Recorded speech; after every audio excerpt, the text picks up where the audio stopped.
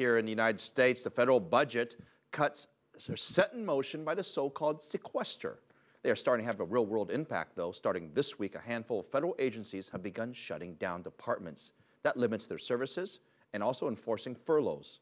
Those are mandatory days off for employees without pay. The sequester is an across-the-board series of cuts aimed at cutting $85 billion out of the federal budget deficit this year.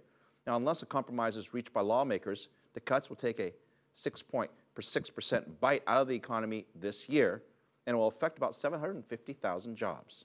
Now, nowhere has the impact been felt more directly than in air travel. The FAA, or the Federal Aviation Administration, has had to furlough 47,000 employees to meet its share of required cutbacks, and for the past 3 days, that has meant flight delays across the country. Thousands of passengers have been inconvenienced from New York's LaGuardia to LAX in California and Los Angeles, but just about everywhere in between, things are getting a little better. By Wednesday, the wait times at U.S. airports seem to be a little bit shorter than initially feared. Jessica Stone reports.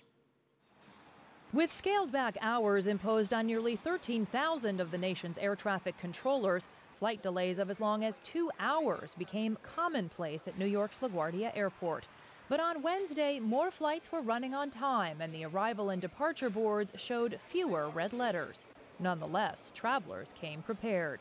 We were here 2 hours before the flight, just to be sure, but now it seems like it's no problem. But we're still crossing our fingers. At Washington, D.C.'s Ronald Reagan National Airport Wednesday, most flights were landing on time. The airport authority said the only furlough-related delays here were related to other airports like LaGuardia and Atlanta, where there were fewer air traffic controllers. Furlough-related flight delays come on top of an already stretched air travel system here in the United States, with nearly a quarter of existing flights already canceled or delayed for reasons having nothing to do with these budget cuts.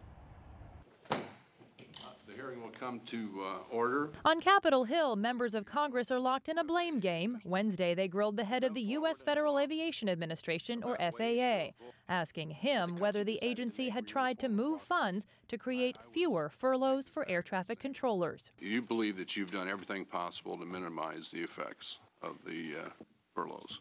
I do. Mr. Chairman, we have to reduce our budget by $637 million between now and September 30th. So you haven't asked for any authority to transfer, or you haven't of money that's sitting there in other accounts? We've taken full advantage of the flexibilities that we have.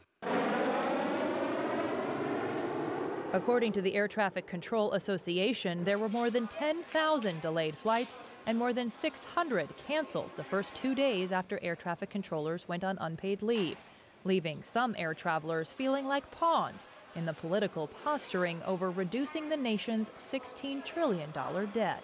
My sense is that when they look at where they're going to do the cutbacks, they are doing it in areas that are going to affect people the most, so that the general public will feel it.